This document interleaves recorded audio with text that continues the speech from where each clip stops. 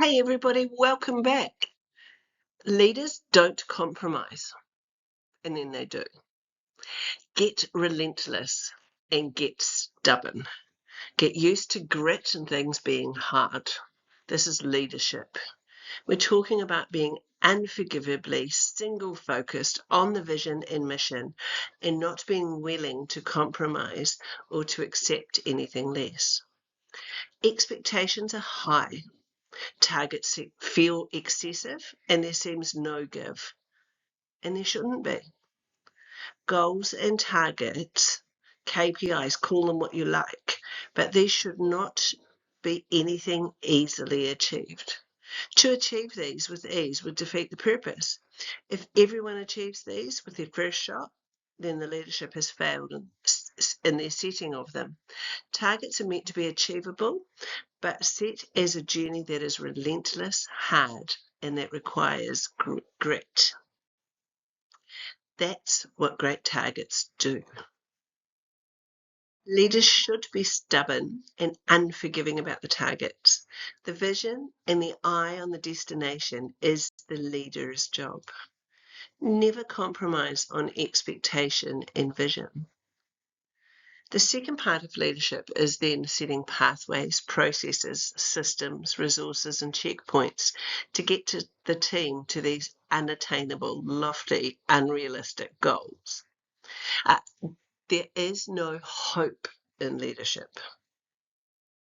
Setting targets is one thing, but the development of the micro targets and the plans to achieve these is where success lies. It's what creates the success. This doesn't leave the KPI to hope. It doesn't leave it to the end of the quarter or the end of the year. It is taken, broken down, supported, visible, and measurable. It is there as a focal point and made a reality. It is in this part where leaderships will, should, and must compromise. This is where you must be agile and have the ability to flex. Most teams miss a KPI because they fail to plan and forget the micro accountability and result checks. Failure to plan is planning to fail, as simple as that. And for those crying micromanagement right now, this is nothing about micromanagement. This is all about collective planning, creating an ideation around solutions and committing to making this happen.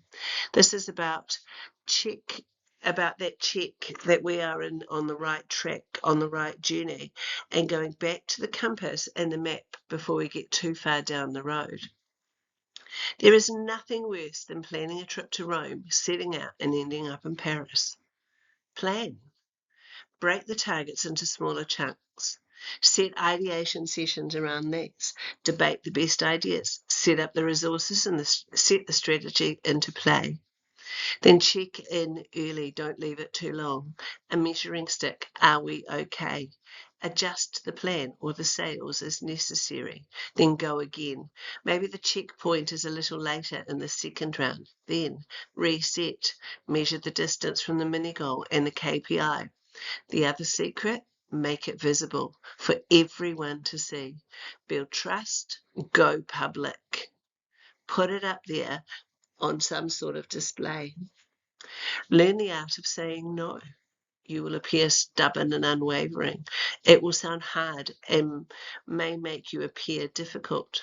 But no does create an opportunity for the next word if you need it. Why? Why do we need to do this? Why do you want to do this? This is where you can deepen the conversation, listen more, learn more, and compromise if needed. You can be challenged and challenge others. Small adjustments and pivots can be made.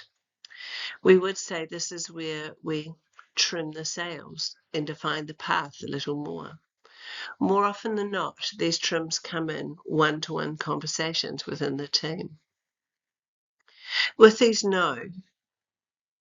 no's, yeses, there can't be any big decisions or major changes.